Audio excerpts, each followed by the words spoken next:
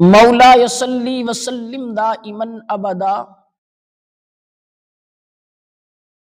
علی حبیبک خیر خلق کل امی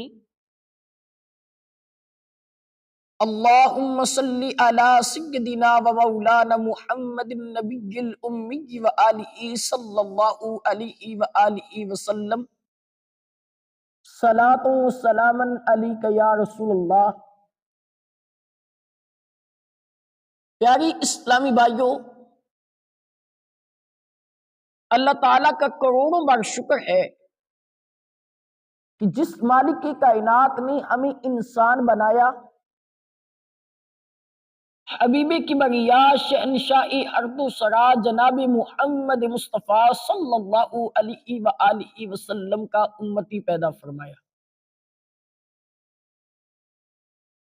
حضور علیہ السلام کے طفیل اللہ تعالیٰ نے ہمیں ماہ رمضان جیسی عظیم نعمت عطا فرمائی۔ تو آج آپ احباب کو ماہ رمضان کے آداب کے حوالے سے چند باتیں عرض کرنے کی کوشش کروں گا تاکہ رمضان کے اندر ہم نیکی کر سکیں، برائی سے بچ سکیں،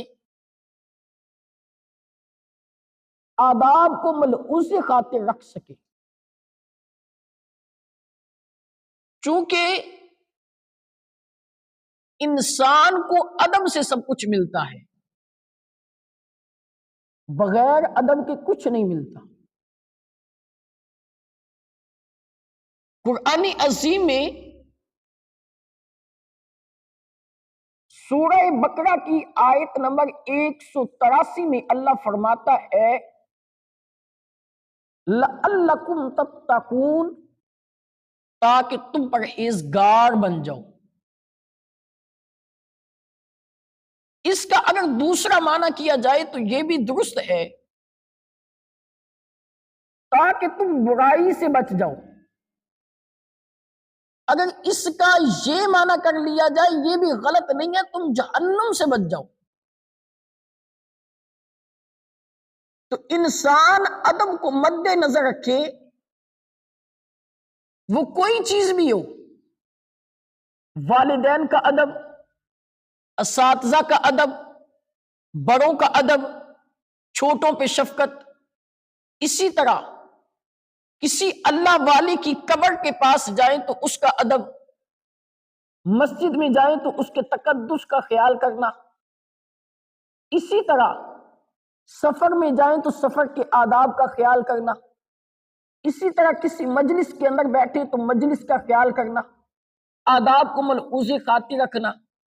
اسی طرح جب انسان ماہ رمضان میں آ جائے تو ماہ رمضان کا ادب کرنا، ماہ رمضان کا خیال کرنا۔ یاد رکھنا انسان کے پاس 20 نعمتیں بھی ہوں، لیکن اگر اس کے پاس ایک چیز نہیں تو وہ 20 نعمتیں کسی کام کی نہیں، وہ ادب ہے۔ ادب اگر انسان کے پاس نہیں، اگرچہ انسان ہزاروں نعمتوں کا مالک ہے تو اس کی کوئی نعمت بھی قابل قبول نہیں ہے، اس کی نعمت کوئی بھی فائدہ نہیں دے گی جب تک انسان کے پاس ادب نہ ہو۔ اس کی مثال یوں لے، شیطان فرشتوں کا استاد تھا، اس نے کروڑوں سال عبادت کی، لاکھوں سال عبادت کی، لیکن ایک چیز کا انکار کیا، وہ سجدہ تعظیمی تھا، جو کہ اللہ تعالی نے فرمایا کہ آدم کو سجدہ کرو، اس نے ایک سجدے کا انکار کیا تو قیامت تک کے لیے لعنت کا طوق اس ایک گلے میں ڈل گیا۔ معلوم ہوا کہ اس نے ایک بے ادبی کی تو اس کا نتیجہ یہ ملا کہ قیامت تک کے لیے لعنت کا طوق اس کے گلے میں ڈل گیا۔ انسان کو اس واقعہ سے عبرت حاصل کرنی چاہیے، اس واقعہ سے سبق حاصل کرنا چاہیے کہ اگر وہ بے ادبی کرے تو وہ با مراد نہیں، وہ بے مراد ہے۔ تو اگر ہم بے ادبی کریں تو کیا با مراد ہو سکتے ہیں؟ ایک بات میں کہا کرتا ہوں، شیطان فرشتوں کا استاد تھا، اس نے بے ادبی کی، ایک بے ادبی سے وہ استاد کیا شاگرد بھی نہ رہا۔ بات سمجھنے والی ہے، وہ استاد کیا شاگرد بھی نہ رہا۔ محتشم سامعین حضرات، ہمیں ہر نسبت والی چیز کا حیا کرنا ہوگا، خیال کرنا ہوگا۔ ماہ رمضان کے بارے اہل علم نے لکھا ہے کہ ایک نان مسلم رمضان کے مہینے میں بغیر پردے کے کھانا کھا رہا تھا، تو اس کے باپ نے اس کے منہ پہ تھپڑ مارا، کہا تجھے پتا نہیں ہے ماہ رمضان ہے؟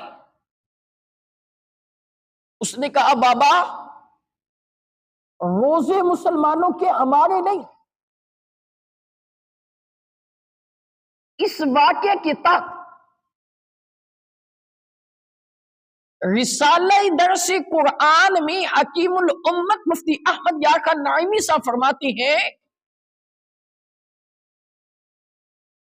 تھا نان مسلم، اس نے ماہ رمضان کی تعظیم کا درس دیا اپنے بیٹے کو، لیکن جب وہ دنیا سے گیا، دنیا سے جانے سے پہلے اللہ تعالیٰ نے اس کو کلمہ پڑھنے کی نعمت عطا کر دی، سابقہ گناہوں سے توبہ کرنے کی توفیق مل گئی۔ اللہ تعالیٰ نے اس عمل کی وجہ سے اس کو اتنا ممتاز کیا کہ جب اس نے کلمہ پڑھ لیا، روح پرواز کر گئی۔ کسی نے پوچھا ما فعل اللہ تعالی بکا، اللہ تعالیٰ نے تیرے ساتھ کیا معاملہ کیا؟ تو اس نے کہا خالق ارض و سما نے مجھے بخش دیا۔ پوچھا کس عمل کے سبب؟ فرمایا جو میں نے ماہ رمضان کی تعظیم کے حوالے سے اپنے بیٹے کو درس دیا تھا۔ معزز سامعین کرام، اگر ایک نان مسلم ماہ رمضان کی تعظیم کرے، اللہ اس کو اتنا شرف، اتنا مقام، اتنا رتبہ عطا فرماتا ہے۔ تو مجھے بتائیں اگر مسلمان ماہ رمضان کی تعظیم کرے گا تو اللہ تعالیٰ اس کو کتنے فیوز و برکات کے ساتھ مستفیض فرمائے گا، یہ تو خدا جانتا ہے، یہ مصطفیٰ جانتا ہے۔ اللہ تعالیٰ سے دعا ہے اللہ کریم ہمیں اس مقدس مہینے کی تعظیم و توقیر کی نعمت عطا فرمائے۔